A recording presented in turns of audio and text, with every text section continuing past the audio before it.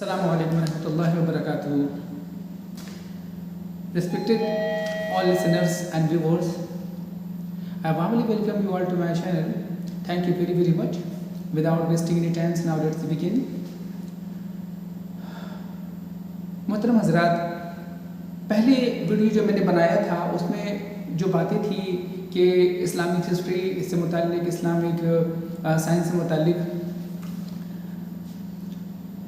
फिर दूसरा वीडियो जो मैंने बताया था जो आई लव मोहम्मद वाला जो इशू हुआ था, अब उसके बाद से कंटिन्यू इतने इश्यूज़ होते चले जा रहे हैं कि उस करंट इश्यूज़ पर जो ध्यान देना और उस मुतालिक बातें करना ज़रूरी है, वो हम हिस्ट्री को भी कवर करेंगे इंशाअल्लाह। लेकिन अभी इतने बड़े बड़े मसाइल करंट इश्यूज़ आ रहे हैं कि जिसे नज़रअंदाज करना मुझे मुनासिब नहीं लग रहा है। तो पिछली वीडियो में मैंने जो बताया था कि कैसे chief minister of UP Shri Yogi Adityanath ji जो कहते हैं प्रोफेट मोहम्मद सल्लल्लाहु अलैहि वसल्लम के बारे में, तो उसको मैंने डिटेल से जो है लॉजिकली तौर पर जो है मैंने उसे बयान किया था, बताया था, क्लियर किया था और गलतफहमी से बचाया था ताकि गलतफहमी कन्फ्यूज़न का शिकार ना हो और हमारा देश जो है इस झूठ से, फरेब से और इस तरह के जो है गलत बयानों की वजह से जो माहौल बिगड़ता है उससे महफूज रहे। उसके बाद और भी जो बातें मुझे कहनी थी इसी ताल्लुक़ से जो हुआ था कि पुलिस की जो है वो इम्तियाज़ करना, पुलिस का जो है वो जो न्यूट्रलिटी होनी चाहिए वो न्यूट्रल ना होना, पुलिस ने किस तरीके से जो है सो मासूम बच्चों पर मासूम बच्चों पर उन्होंने जिस तरीके से बेरहमी के साथ, बेमरवती के साथ जो है जो छोटे बच्चों पर उसने जो लाठियां चार्ज की, वो बातें। फिर इसके अलावा भी और भी बहुत सारी बातें, मतलब हम ये ऐसा देख रहे हैं कि मुसलमान अगर थोड़ा सा भी अगर खुल करके जीने की कोशिश करता है, खुल करके थोड़ा सा भी कुछ आगे बढ़ने की कोशिश करता है या खुल करके सांस भी लेता है, तो न सिर्फ गवर्नमेंट, एडमिनिस्ट्रेशन भी उसके पीछे पड़ जाती है। चलिए अब इधर ये कुछ बयान आता है, पिछली बार भी ये कि मौलाना अरशद मदनी ने ये बयान दिया था कि ज़ोहरान ममदानी और सादिक खान लंदन और न्यूयॉर्क का ये मेयर बन सकता है, लेकिन इंडिया में ऐसा नहीं। तो उस पर बहुत बवाल हुआ। मतलब बवाल ये ऐसा ये हुआ कि मुसलमानों की आंखें खोलने की बातें क्यों करते हो, हमारी सच्चाई क्यों बताते हो, हम तबाह करते रहे, यहाँ के माइनॉरिटीज़ को दबाते रहे, तुम all is well all is well all is well कहते रहो। जैसे बहुत सारे जो है ना, जो मतलब हैं बहुत सारे लोगों के, मतलब वैसे ही हो जाए और भी सारे जितने भी कुछ हमारे मुखलिस लीडर हैं या हमारे मुखलिस उलमा हैं, वो भी चाह रहे हैं ये कि वो भी वैसे ही बन जाए। तो मुसलमानों की आंखों में धूल झोंकते रहो, उसे जो है ऑल इज़ वेल पूरी दुनिया के साथ साथ जो है मुसलमानों के भी all is well all is well थपकी देते रहो और अंदर अंदर जो है उसे जीने से महरूम या खुल करके जीने से महरूम होता रहे। इसमें देखिए कोई शक नहीं कि हालात खुद इस बात के गवाह हैं कि मुसलमानों को जो संवैधानिक अधिकार है उससे महरूम किया जा रहा है। हाल फिलहाल खुद इस बात ये खबर आई कि किसी पॉलिटिशियन ने कहा कि हम मुंबई को न्यूयॉर्क नहीं बनने देंगे। इसका मतलब क्या है? मतलब समझ लेना, मतलब यही है। इसके अलावा और भी ऐसी कई तरह की बातें हैं जहां बात में जो है मुसलमानों को पाकिस्तान भेजा जाता है बार बार। ये सब बातें क्या है? ये सब बातें तो संविधान के खिलाफ है, लेकिन मजाल है जो पुलिस इन लोगों के खिलाफ में एक्शन ले। क्यों? इसलिए कि देखिए मैं साफ बातें कह दे रहा हूँ कि पुलिस ऑफिसर, पुलिस एडमिनिस्ट्रेशन, साफ मेरी बातें आप सुन लीजिए। आप लोगों को बुरा लगेगा, आपके मन में तिरंगे से ज़्यादा भगवा आ गया है, इसलिए आप भगवा को बहुत ज़्यादा सपोर्ट करते हैं और भगवा को खुल करके वो सारे क्राइम करने देते हैं जो संविधान के खिलाफ में है। अगर एक लड़की सहर शेख जो अगर ये बयान देती है, जबकि उसने क्लियर भी किया कि वो उसने पार्टी के लेवल पर यह बयान दिया, पार्टी के लिए, और सबूत भी मिलता है कि वाकई उसने पार्टी के लिए ही ये बयान दिया था, पार्टी के रंग के ताल्लुक से। उसकी बातों से ही ये साबित हो जाता है। वो बाद में जो कहती है कि हर एक कैंडिडेट जो है वो AIMIM का होना चाहिए, जो बाद में वो कहती है। तो इससे ये साबित हो जाता है कि उसकी नीयत, उसकी मंशा कम्युनल नहीं थी। लेकिन उस पर भी इतना बवाल मचता है, क्यों? क्योंकि एक लड़की जो इंशाअल्लाह अल्हम्दुलिल्लाह माशा अल्लाह वाली है, वो कैसे इतना खुल करके जो है वो खुशी का इजहार कर रही है, कैसे वो इतना जीत गई पहली ही बार में, और वो किसी पॉलिटिशियन को चैलेंज कर रही है, मंझे हुए पॉलिटिशियन को उस इलाके के, ये किसी से बर्दाश्त नहीं हो रहा है। दूसरी बात, आज 26 जनवरी का प्रोग्राम मैंने किया, और 26 जनवरी आज ये कॉन्स्टिट्यूशनल डेज है, तो इस बात में हम बात करेंगे कॉन्स्टिट्यूशन की। आज हम बात करेंगे देश के फेवर में, और कॉन्स्टिट्यूशन की बात खुल करके कहेंगे, चाहे किसी को बुरा लगे चाहे भला। एक चीज़ और मैं समझा दे रहा हूँ, बता दे रहा हूँ अपने देश के माइनॉरिटीज़ को, खास करके मुसलमान को, कि आप अपनी आंखें खोलिए। आपको मीडिया वाले या आपके जो लीडर हैं, भले वो दाढ़ी टोपी में रखे रहने वाले हैं या मदरसे से जुड़े हुए हैं, इन लोगों से भी होशियार रहिए। इन लोगों के मन में भी भगवा आ चुका है। ये आपको बहुत सारी बातें जो नहीं बताते हैं और थपकी दे करके रखते हैं। आप समझ लीजिए कि हालात किस कदर ख़तरनाक हो चुका है, और किस कदर जो है सो हालात जो है कितने नाजुक हो चुके हैं कि NSA नेशनल सिक्योरिटी एडवाइज़र जो बड़े ऑफिसर हैं, वो जब ऐसी भाषा बोलते हैं तो हमें समझ जाना चाहिए कि हालात किस हद तक जा चुके हैं। क्या कहते हैं वो? कुछ दिनों पहले ये न्यूज़ में आया था कि वो कहते हैं कि तारीख का बदला लेना है। मतलब एक इतना बड़ा ऑफिसर जो नेशनल सिक्योरिटी एडवाइज़र है, वो भी वही भाषा बोलने लगा है जो एक RSS और BJP का भाषा बोलने वाले होते हैं। BJP के नेता की जैसी वह बातें करने लगे हैं, बदला लेना है। अपने ही देश के जो माइनॉरिटीज़ है, अपने ही देश की जो सिटीज़न है, उससे बदला। मतलब उनके मन में भी उसी तरह की बातें, अकबर या बाबर आतंकवादी तो आक्रमणकारी। अरे बंद करो भाई, ये सब क्या हो रहा? नफरत कितना फैलाओगे और किस हद तक फैलाओगे? ये जो हिंदू राष्ट्र जो इतने सालों से मैं सुन रहा हूँ ना, हिंदू राष्ट्र, ये सारे लोग रे, आपको मैं बता दे रहा हूँ, पूरी देश ये बात जान ले कि never never never never never हमारा देश हिंदू राष्ट्र नहीं है, नहीं है, नहीं है, नहीं है, नहीं है। और अगर वाकई ये लोग हिंदू राष्ट्र इतना करते हैं, तो फिर मैं उन लोगों को चैलेंज करता हूँ, उन सबको कहता हूँ कि फिर के इस देश की जो पार्लियामेंट है, वहाँ से इस बात की कंफर्मेशन क्लियर हो, कंफर्मेशन हो कि वाकई ये क्या, ये देश हिंदू राष्ट्र है। पार्लियामेंट से कंफर्मेशन हो। CJI chief justice of India भी इस बात को क्लियर कर दे कि क्या वाकई ये हिंदू राष्ट्र हो चुका है।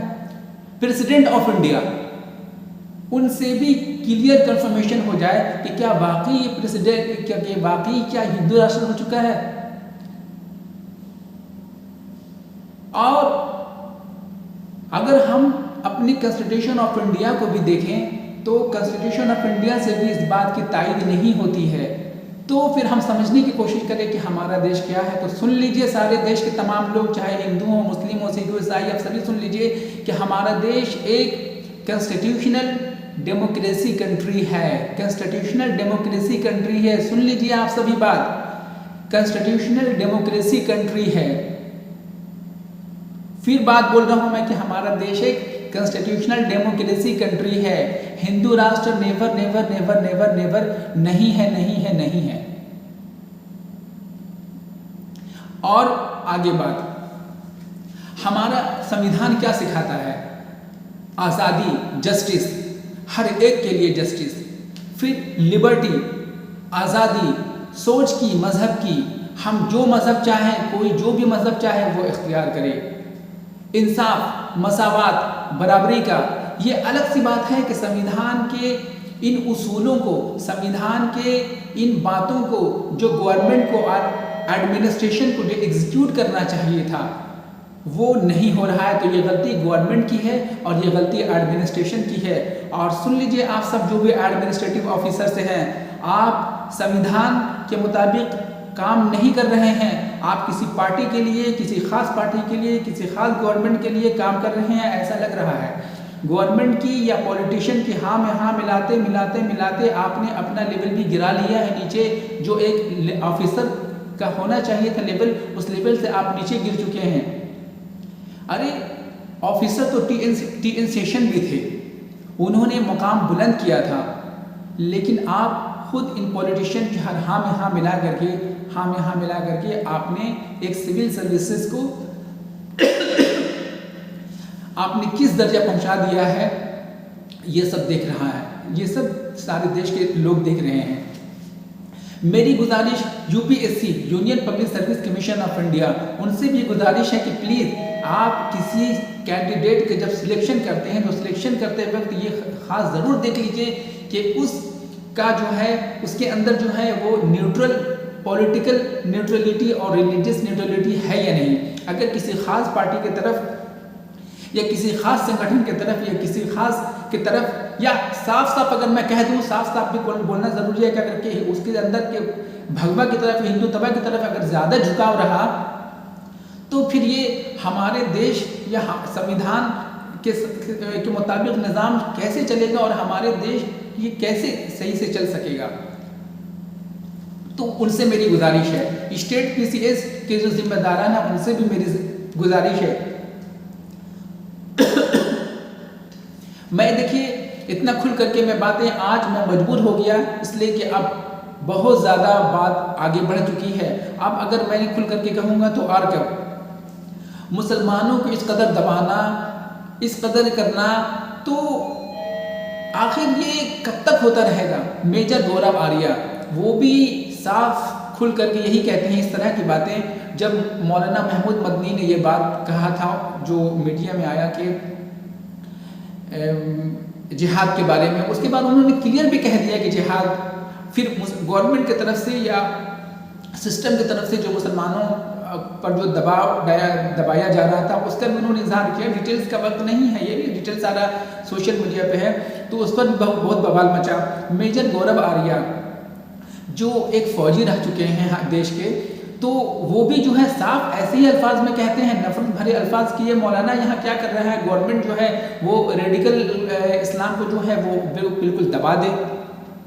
ये मौलाना समझ में नहीं आता है, ये मौलाना क्यों बाहर है, गवर्नमेंट इसको जेल में अंदर क्यों नहीं। अरे क्या हो रहा है इस देश में, जंगल राज है या कानून राज है, गुंडा राज, क्या हो रहा है इस देश में? जिसको पाओ जेल में पकड़ दो क्योंकि वो टोपी दाढ़ी वाला है, वो मौलाना है, जिसे पाओ पाकिस्तान भेज दो। ये हो क्या रहा है देश में? जंगल राज हो चुका है, गुंडा राज हो चुका है, क्या हो चुका है? संविधान के अकॉर्डिंग तो चल ही नहीं रहा। मैं जब गया था कॉलेज में भी, तो वहाँ के प्रोफेसर हिंदू थे, तो वो हिंदू प्रोफेसर होने के बावजूद भी जो गवर्नमेंट में हिंदू है वो उनके बारे में कहते हैं कि संविधान के मुताबिक तो खुद गवर्नमेंट नहीं चल रही है। तो गवर्नमेंट ही जब संविधान के अकॉर्डिंग नहीं चलेगी तो फिर कैसे चलेगा मनमाना?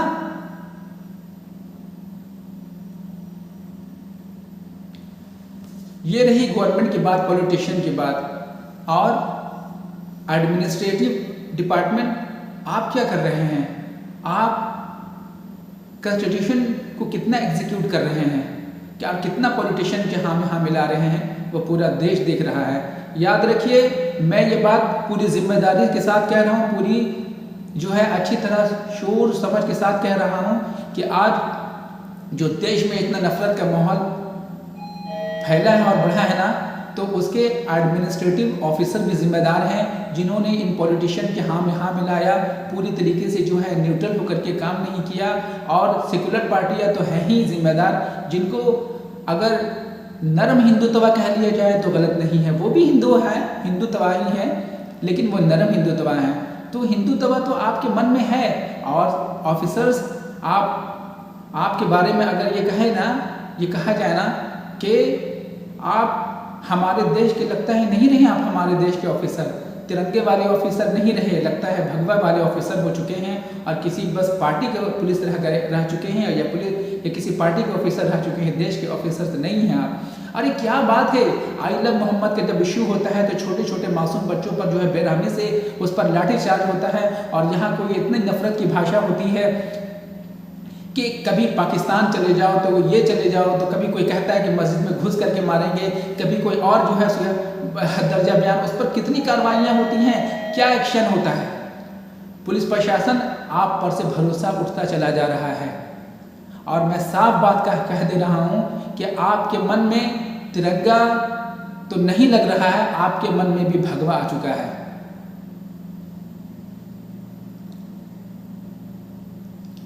अब ऐसे हालात में क्या करना चाहिए?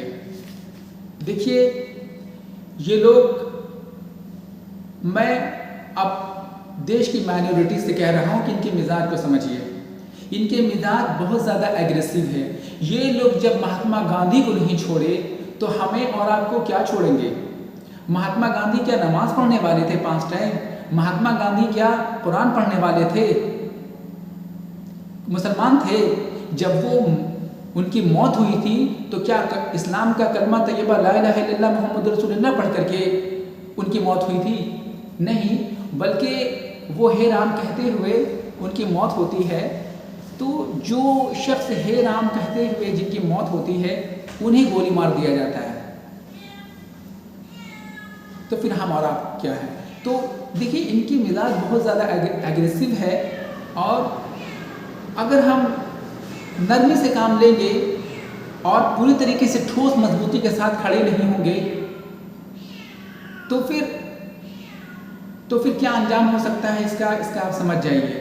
देश में बेहतर माहौल बनाए रखने के लिए, हमारे कॉन्स्टिट्यूशन ऑफ इंडिया को मजबूती से एग्जीक्यूट करने के लिए, आपसी भाईचारा को मेंटेन करने के लिए आज मैं सबों से, खास करके अपने देश के तमाम पब्लिक, चाहे वो हिंदू हो, मुस्लिम हो, सिख, ईसाई हो, इसलिए कि कॉन्स्टिट्यूशन ऑफ इंडिया में आवाम को ही मेन जिम्मेदार और मालिक बताया गया है और उसी को ही बेसिक सोर्सेज ऑफ पावर बताया गया है। इसलिए हम आप सबसे गुजारिश करते हैं कि प्लीज़, बहुत हो चुका, अब इस देश में नफ़रत के माहौल को बनने से रोकिए, हिंदुत्व के नाम पर और क्राइम को बढ़ने से रोकिए। हिंदुत्व के नाम पर गुंडागर्दी, कभी ईसाइयों पे हमला, कभी दलितों पे हमला, कभी मुसलमानों पे हमला, प्लीज़ इसको रोकिए। इन लोगों की जो पॉलिटिक्स है वो लिमिट क्रॉस कर रही है। हर चीज़ की लिमिट होती है, तो पॉलिटिक्स की भी लिमिट होनी चाहिए। अब इन लोगों की लिमिटेशन क्रॉस होते होते हमारी मस्जिद के अंदर पॉलिटिक्स, मदरसों के अंदर पॉलिटिक्स, यहाँ तक कि अब औरतों के कोख तक भी इनकी पॉलिटिक्स पहुँच चुकी है।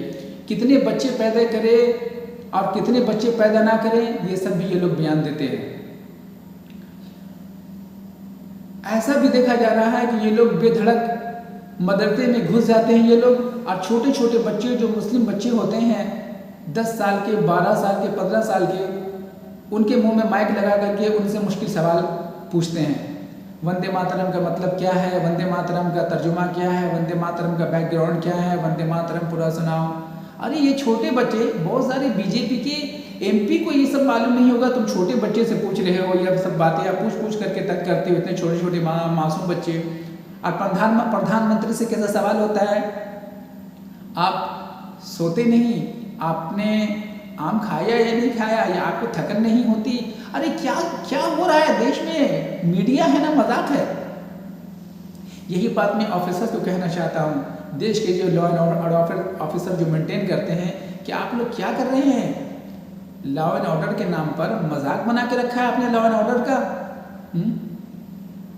किसी को ज़रा सी बात पर कि कोई एक बच्ची है जो एक्साइटमेंट है, पहली मर्तबा कम उम्र में कोई इलेक्शन जीती है, एक्साइटमेंट से अगर वो ये बात बोल दी, अब बोली भी बात, तो इसमें बुरा क्या है?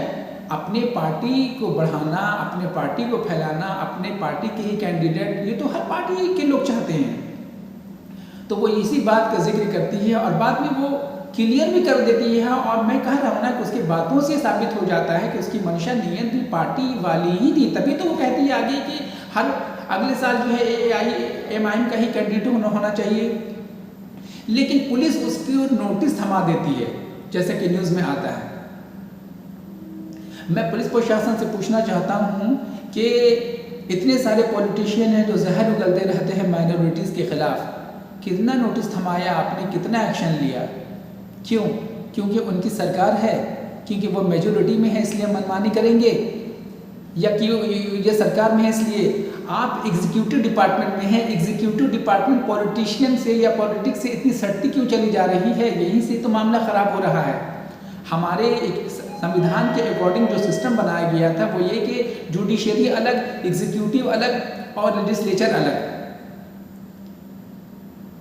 लेकिन हो ये रहा है कि एग्जीक्यूटिव और जुडिशरी दोनों लेजिस्लेचर से नहीं बल्कि एक ख़ास पॉलिटिशियन से बस ज्वाइंट होते चली जा रही है, ज्वाइंट होते चली जा रही है, ज्वाइंट होते चली जा रही है। और सेपरेशन ऑफ पावर जो होना चाहिए था तीनों का, उस separation of power Aahista Aahista ख़त्म होता चला जा रहा है।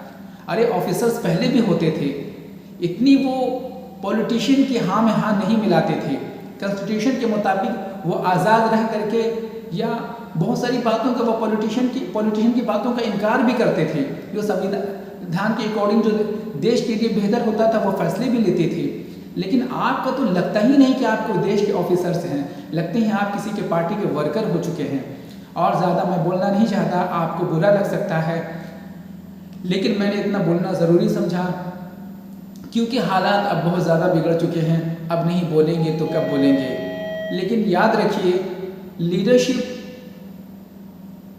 बदल सकती है और माहौल भी बदल सकता है, सब कुछ बदल सकता है अगर हमारी नीयत हो तो। हमारी भी ऑफिसर्स को हम एक बात और बोलना चाहेंगे कि देखिए, आपकी प्रायोरिटी देश होनी चाहिए और आपका बेसिक गाइडेंस जो है, बेसिक उसूल कॉन्स्टिट्यूशन ऑफ इंडिया होनी चाहिए और देश हर हाल में प्रायोरिटी होनी चाहिए। लेकिन ऐसा लग रहा है कि अब आपकी प्रायोरिटी देश नहीं बल्कि एक ख़ास पार्टी हो चुकी है, कुछ पॉलिटिशियन हो चुके हैं, ऐसा ही लग रहा है। मैं अपने हिंदू भाइयों बहनों उनसे भी मेरी गुजारिश है कि हिंदुत्व के नाम पर आप ऐसी पार्टियों को, ऐसे लोगों को कब तक वोट देते रहेंगे जो नफरत फैलाते हैं, जो देश का माहौल ख़राब करते हैं, जो हम लोगों से लड़वाने का काम करते हैं, जो आप लोगों को इस्तेमाल करते हैं, आप लोगों को भड़काते हैं मुसलमानों के ख़िलाफ़ में। ऐसे भी पॉलिटिशियन हैं जो खुद तो भिड़ना नहीं चाहते, कहते हैं हमारा हिंदू समाज तुम्हारा ये कर देगा, हमारा हिंदू समाज तुम्हें ये कर देगा, वो कर देगा। आप इन लोगों की बातों में आकर के कब तक बेवकूफ़ बनते रहेंगे? कब तक आप मुसलमानों से लड़ते रहेंगे? आप अपने वोटों से कब तक इनको शह देते रहेंगे? आप अपने वोटों से कब तक इनका हौसला बढ़ाते रहेंगे? आप चाहें तो अपने वोटों से इन्हें नीचे उतार सकते हैं, इनको सही राह दिखा सकते हैं, इसलिए कि बेसिक तौर पर आवाम ही है, पब्लिक ही है। आखिर में हम ये बात कह कर के ख़त्म करते हैं कि we the people of India, हम सभी भारत के लोग हैं। हमारा धर्म, हमारा कल्चर कुछ भी हो, लेकिन हम सब भारत के लोग हैं, we the people of India. तो हमारी जिम्मेदारी है कि हम एक भाईचारगी आपस में माहौल बेहतर बनाए रखें। धर्म के नाम पर या कल्चर के नाम पर किसी तरह की नफ़रत ना फैले, वरना इस नफ़रत में हम सभी झुलस सकते हैं और हमारा देश भी ख़तरे में पड़ सकता है। जय हिंद।